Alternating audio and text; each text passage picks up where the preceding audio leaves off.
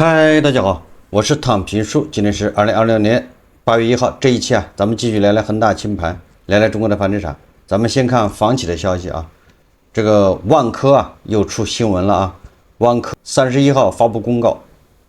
又換了董事長，選舉徐恩利為第21屆董事會董事長，天津大學管理學碩士2020年至2024年期間任深業集團副總經理。曾任深業置地有限公司、深一商業管理有限公司党委書记、董事長。2024年11月至2026年7月任深圳高速公路集团股份有限公司党委書記、董事長。不太知道换了一个董事长能解決什麼問題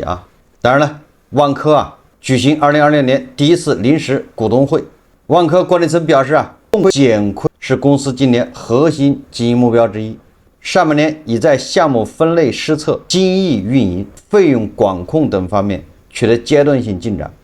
但受多重因素影響，短期控虧壓力仍然較大，將全力以赴推動經營業績逐步改善修復。萬科強調公司高度重視交付工作，有信心在各方的支持下保質保量完成下半年任務。一方面是壓力很大，一方面說我盡量少虧一點，大家放心吧，就這意思少虧這個想法是好的但是現實很骨感，理想很豐滿。為什麼現實很骨感呢？因為房子賣不掉。房子為什麼賣不掉呢？一會兒我們再說數據我們先說說這個萬科的大股東深鐵集團。不知道大家有沒有想到我們牛馬韭菜買一套房，在高位接盤，現在是很痛苦，痛不欲生尤其是失業了是吧？那就是雪上加霜，麻繩專挑細處斷。但是大家有沒有想到，那個深鐵像極了高位接盤然後又失業的業主呢，或者叫房奴。原來深鐵是大號房奴為什麼這麼說呢7月3號北京金融資產交易所接連發了深鐵集團的4份審計報告，分別是2023年、2024年和2025年，還有2026年的一季度，就是3年又一期的審計報告。根據這個審計報告深鐵的利潤呢，那就是一塌糊塗，咱就不說了，因為它肯定是賠它投到這個萬科的，你看它股價現在跌到3塊多深受萬科的拖累。最主要是什麼呢？最主要是3年又一期的報告上向我們揭示2026年一季度經營性現金流是負的。經營性現金流出現負值，說明業務收到的錢不夠支付日常開支，就是2026年扣一季度淨利潤是負的22億，經營現金流是負的15.36億，投資性現金流是負的146億。這個經營性現金流所以就是我剛才說的這個深鐵就相當於碼農失業了，那沒有工資了唄，那工資就是經營性現金流你每天出賣自己的8小時回來那麼多工資，這就是經營性現金流如果你買了股票，對不對？紅綠市場你賺點錢，那叫投資性現金流。咱們就是通俗的說但是這樣的話就比較好理解。那深鐵經營性現金流是負的15億，也就是它這個主營業務越賺，它錢越少，越賺錢越少。這個和一個碼農失業，然後又背上了高額的房貸是一個道理等急着要爆雷。如果還不能理解的話，那我們這個深鐵2016年入主萬科，就相當於碼農2016年買了個大房子800萬按揭貸款，而這個深鐵呢，他就是2016年上車的房客他買了萬科。2017年房價大漲，萬科的股價也漲了，深鐵也賺錢了，對不對？碼農也很開心他那個800萬的房子漲到1000萬了，BT 炮都出來了，對不對？開心，這個開心一直堅持到2021年，房價一直漲，這個碼農一直開心，深鐵也開心深鐵那個萬科的股價一直在漲，但是到了2021年恆大一爆雷以後就戛然而止，後面都是痛苦，歡樂總是短暫的。碼農房子從800萬一直跌到現在，跌到了400萬，而萬科的市值，對不對？深鐵買了萬科大股東持有的市值現在最高價18塊還是多少？20多是吧？30多，現在到3塊，腰斬腰斬再腰斬。就好比碼農的800萬買的房子，現在已經400萬了，這打擊受得了嗎？這還沒完啊！這個碼農失業了，還得想辦法找錢還按揭貸款。而深鐵是不是一模一樣？深鐵現在天天年年月月每個季度自己經營性現金流是負的，自己也失業了，完了他還得想辦法借錢給萬科，是不是這樣的？你說是不是像極了在還按揭貸款？所以你仔細想一下，你就發現這個深鐵也是跟我們這個大韭菜差不多啊，買了個房子，他買了個萬科，從此啊深陷泥塘，股東變成了業主，房客變成了房奴，炒股炒成股東，悲劇開始了。再過5個月啊，萬科2隻債券展期後首次到期，也得還本錢了，是展期還是接着還呢？反正不管怎麼說，深鐵還得找錢往裡填。你看像不像一個失業的碼農，到處借錢還按揭貸款呢？你不還就斷供了，房子被拍賣掉。萬科也一樣，你不還他就爆雷，他一爆雷你啥也沒了，你以前往裡投的錢借的錢都没了。碼農也一樣啊，你的房子被法院一拍賣，你還欠銀行的錢，完了你前面投的所有的錢，你的本金对吧，全部清零，你房子的装修没了。所以有的时候一想啊，大同小異啊，深鐵原來也是房奴啊，是一個大號房奴。為什麼說這房企它好不了呢？所以我們必須看一看啊，這今天8月1號，7月份的這個樓市的相關數據已經全部出來了，我們來一起看一看啊。根據中指研究院數據顯示啊，他說今年1到7月，百強房企銷售總額1.8萬億。同比降幅前6個月收窄0.6個百分點，也看不太懂它到底什麼意思啊？他把這數搞得這麼複雜，總之啊還是下降唄。就是百強房企基本上就把我們所有的大的房企都涵蓋了啊。這個前7個月賣的房子才1.8萬億，這點夠誰塞牙縫的呢？單看7月份啊，整個7月份百強房企銷售額2180億，百強房企啊，2180億，這個是在高峰期的時候，恆大、萬科、碧桂園3家一個月就是2180億，現在是100家房企加到一起，一個月才2180億，這沒錯吧？你像那個恆大、萬科、碧桂園，每個月都是700-800億啊，這3家加一起這2000多億，你現在是100家房企加一起。才2000多億，就这大家就知道這個嚴重到什麼程度。房子賣不掉啊，賣不動啊，沒人買，房子賣不掉，你說房企你怎麼救它？神仙來了也沒招啊。7月啊，百強房企銷售額比6月下降30%，這就是斷崖式下跌啊。也就是1月到6月本來就在下降，7月還來個加速，也就是這些房企的房子根本賣不掉。這是中指研究院的數據啊。當然了，他的解釋是比較這個有原因的啊。什麼原因呢？說啊，今年7月新房市場處於傳統銷售淡季，房企月度成交環比回落。6月啊，單月的百強房企是賣了3571億，5月份是3288億，到了7月一下咣當就掉到2180億。你这就不正常啊，就說明越來越冷。這個原因多方面的啊，很多原因造成的，但是其中有個原因，也就是很多人他不買新房了，他買那個200萬、300萬的老破小去了，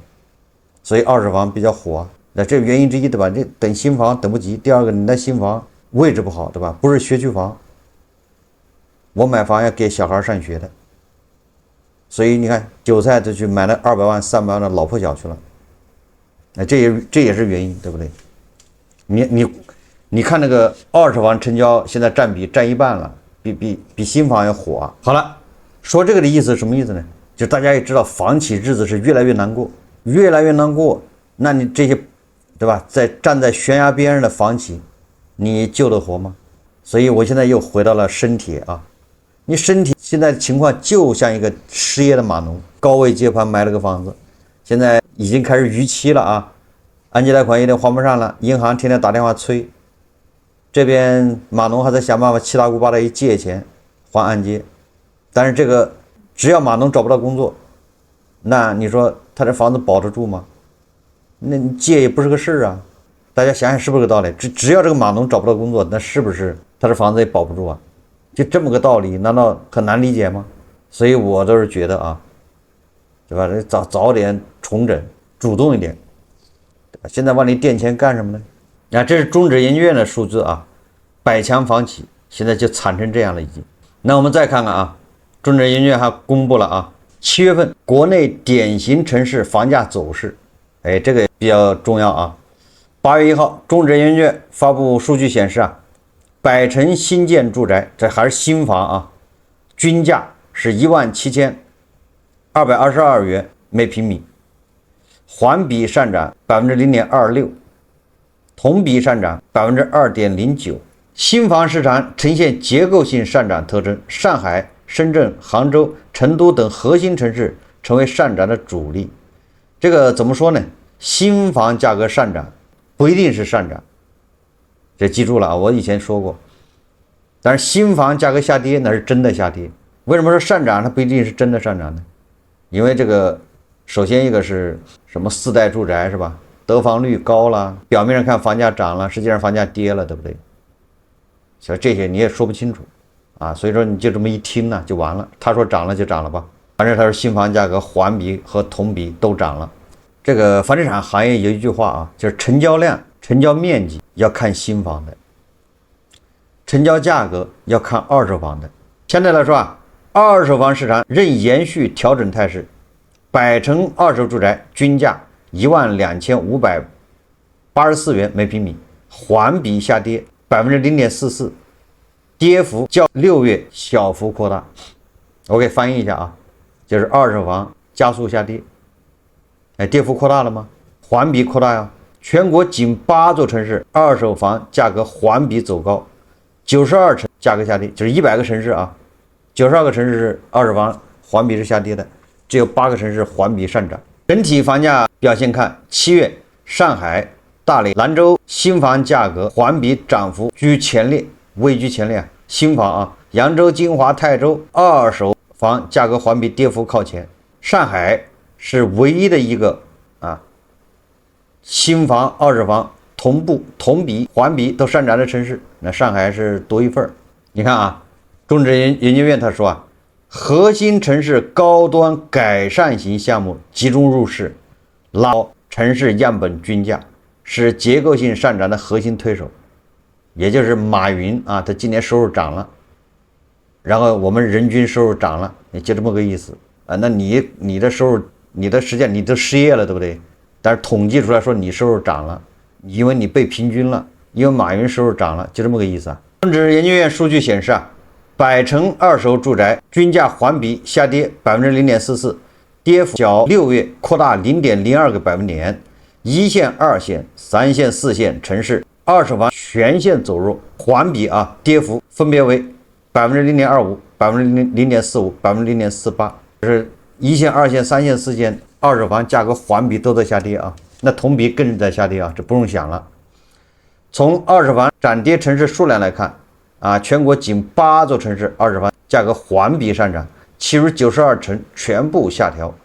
二手房市場呈現出較為明顯的以價換量的特徵，二手房價格整體承壓。那麼中指研究院說啊，這個租金啊一個形式啊，在租賃住宅方面受畢業季租賃需求持續釋放影響，7月重點城市住宅平均租金環比漲幅有所擴大，50城住宅平均租金為34元每平米每月，環比上漲啊，漲了 0.13%。但是同比啊下跌 2.6%， 就跟去年比還是下跌了啊，跟6月份比漲了 0.13%， 也就是你看看這租售比也不支持房價上漲啊。我們再看看這一線城市啊，一線城市二手房啊環比跌幅6月擴大 0.09個百分點，其中上海保持上漲，環比上漲 0.09%， 這說的是環比啊。2線以及3、4線城市環比跌幅較上月基本持平，所以說啊，剛才說的2線城市啊，不是二手房環比加速下跌是一线城市导致的。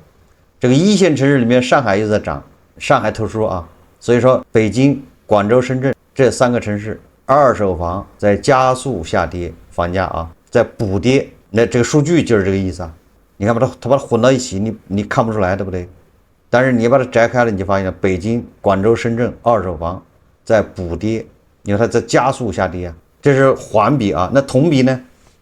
一線、二線、三四線城市分別下跌6.61%、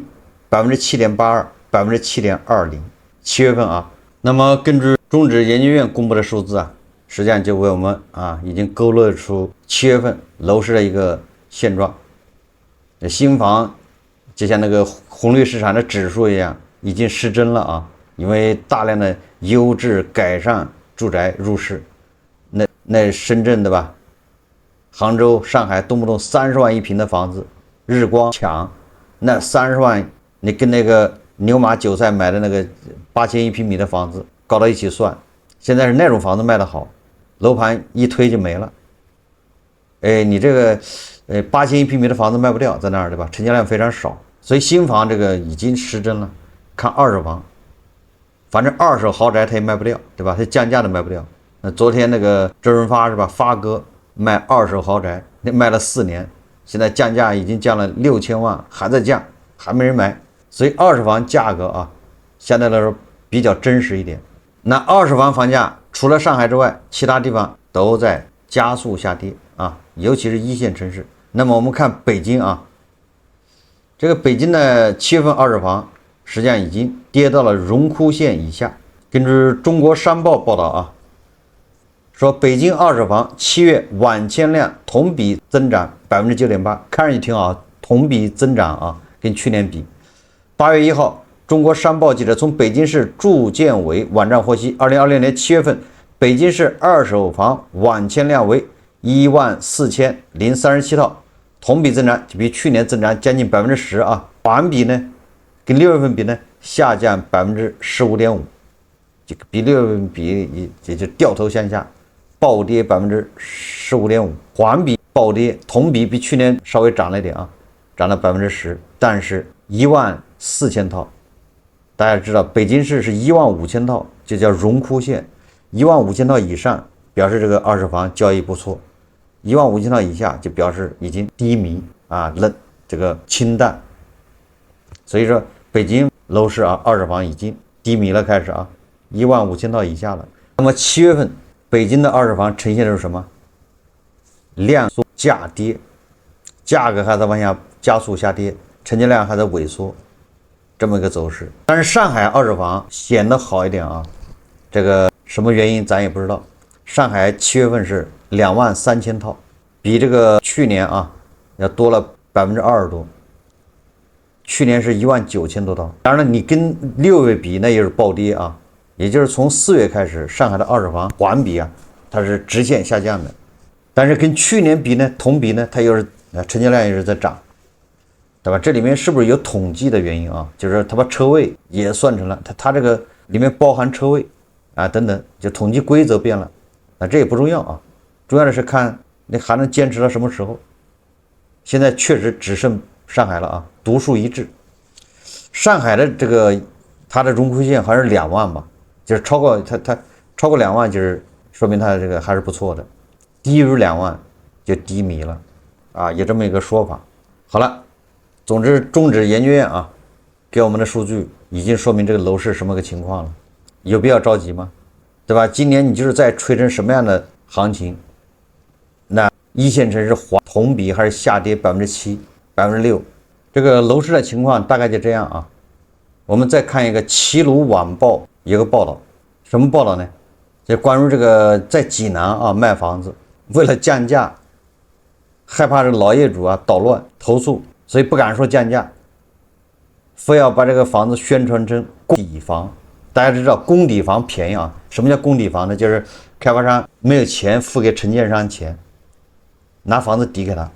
叫公底房。那承建商拿到房子之後呢，承建商說我可不管，我這個馬上要給人家付工資，對不對？我給我的下游給農民工業付工資，我這必須把它變成錢，所以我這個公底房我就打折賣，便宜，對吧？這個你看就合情合理了啊。開發商把自己的房子以公抵房給這個承建商，承建商把這房子打折往出賣。那濟南就發生這麼個事情，說直播間裡在賣公抵房，這到底怎麼回事呢？齊魯晚報啊7月29號報道，他說假的公抵房反而比真公抵房還靠譜。近期有直播間宣稱自己正在銷售公抵房，並稱房源有幾十套，引發購房者關注。這些低價房源究竟是真的公抵房，還是開發商中介包裝出來的營銷手段？記者調查發現，部分售樓處正悄悄以公抵房之名進行營銷。令人意外的是，有業內人士反倒直言，這種冒牌公抵房啊，可能比真公抵房更靠譜。为什麼呢？7月21日說，記者啊進入一個宣稱售賣濟南公抵房的直播間，直播間裡畫面只擺放着一張白紙，紙上寫着地產工程方直售，工程回款新房，成交價格低於市場價等字樣，也就是公抵房唄啊。而主播啊是以話外音形式與網友互動。記者以購房者身份詢問房源問題，主播回復稱啊是公抵房，這些房源既沒有辦理過抵押登記，也沒有簽過約，直接去售樓處辦理一手新房交易流程，只多一道房源更名手術。你的錢也不給我們，是直接打入開發商資金監管賬戶。你說到買公抵房，我太有經驗了啊，因為我買的第一套房就是公抵房，但是我不懂啊。但是我看到這房子之後，因為是現房，我一個朋友啊在那個小區買了房，他買的時候是期房，他買房的時候我也去看過啊，是期房，那正在蓋啊，正在蓋的時候，完了我們還那個銷售還帶着我們上去看，爬樓梯啊，因为那是工地啊，每個人戴個安全帽，那房子還在蓋，還沒封頂在蓋，然後我們咣咣咣爬上去，看多少樓的房子啊，你看這就是你們家啊，正在蓋，你看看這房間，所以他是工地的時候我就去過，後來我去買的時候呢，他那房子都已經交付了啊，那業主都已經入住的裝修完了，業主很多房子都裝修完了，然後我去呢，那個承建商啊，他不是在售樓處，他也搞了個門臉房在那賣房，然後我就跑去啊，說想買房，然後那承建商一看，帶我去看房，上樓，因為我這次看房那房子已經蓋好了啊，是現房，我朋友買的是期房，我上去一看，我覺得相當不錯，就看中了，當時帶我看了2套，我挑中一套，他的報價跟開發商的價格是一模一樣的，好像我記得是，當時是多少萬，46萬吧，結果我跟他還價啊，砍價我要砍到40萬，後來怎麼砍都砍不動，那人說你別難為我了，我也做不了主，這個是我們拿來頂賬的啊，頂賬也不能太便宜，說最低能到42萬，後來我一看也差不多了吧，對吧？你再給他非砍了2萬幹啥呢？也砍不下來啊，後來我就買了42萬現房，結果我裝修的時候啊，我們家樓下的鄰居老太太上來了，她上來問我多少錢買的，我就跟她說了啊，我這個42萬，就老太太氣暈過去了。她是買的期房，好像是46萬，我買的現房還42萬，戶型一模一樣，這就是我樓下。但是買的時候，這個承建商就把我帶到開發商那兒去，在開發商那兒辦手續，然後錢也是打到開發商的賬戶，指定賬戶，然後什麼按揭都是在那一把辦的，都是跟開發商辦，只是開發商跟這個承建商之間怎麼結賬的我不太清楚。確實啊，錢是直接給開發商，開發商指定的賬戶，然後去銀行辦的按揭。這個房子也不是什麼過戶二手房過戶的，我不是這樣子的，就是相當於對我來說就是從開發商手上買的房。隨後記者通過直播間鏈接預約實地看房。7月24日，記者線下見到該直播間主播王先生，其自稱是項目工程方。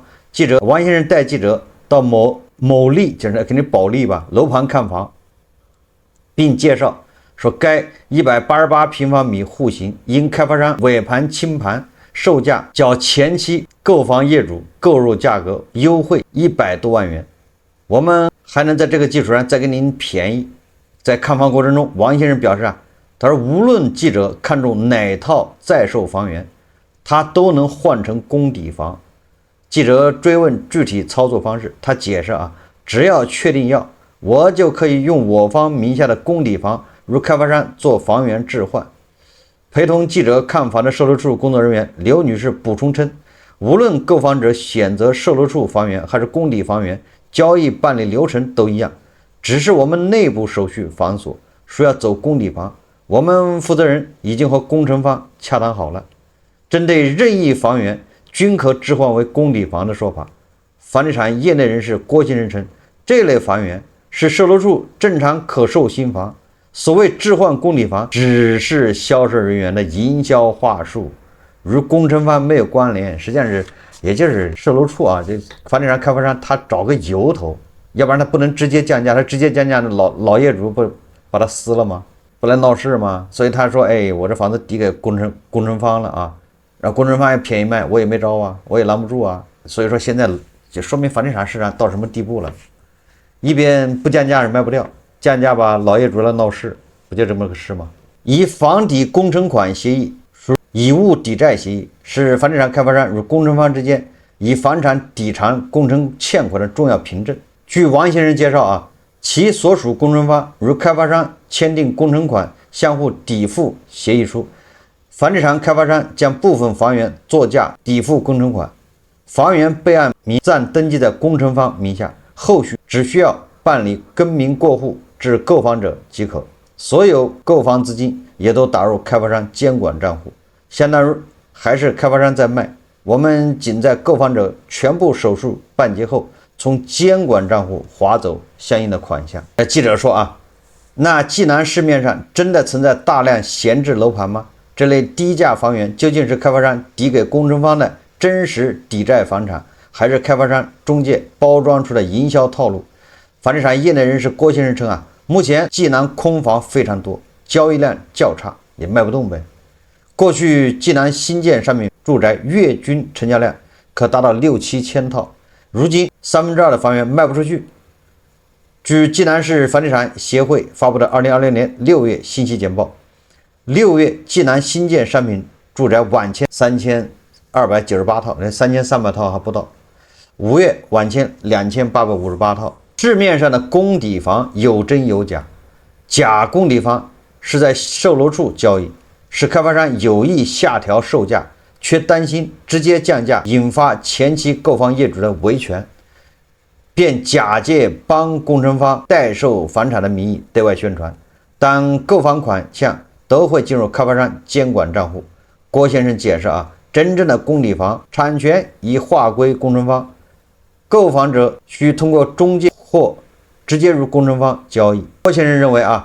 雖然部分房地產開發商會假借工程方名義對外宣傳包裝，但購房資金最終進入開發商監管賬戶，而真公抵房購房款直接支付給工程方，合同也如工程方簽訂，並無第三方擔保。實際上反映的就是現在濟南房子難賣，開發商想降價又不敢，怕得罪老業主，只好想這些花活所以從這個中指研究院給出的數據這個7月份的樓市情況，再加上你看看這記者暗訪的濟南售樓這麼難，再看看百強房企7月份的這個業績是吧？那斷崖式下跌下跌30%這恰恰說明穩了嗎？沒有穩。再聯繫到這個學區房，對吧？這個最後一個雷面紗要爆，遮羞布要揭掉，所以這後面恐怕這個走勢也會驚心動魄我們密切關注。好，這期節目咱們就聊到這裡，感謝大家收看。如果喜歡我的節目，歡迎訂閱、點讚、評論，謝謝大家。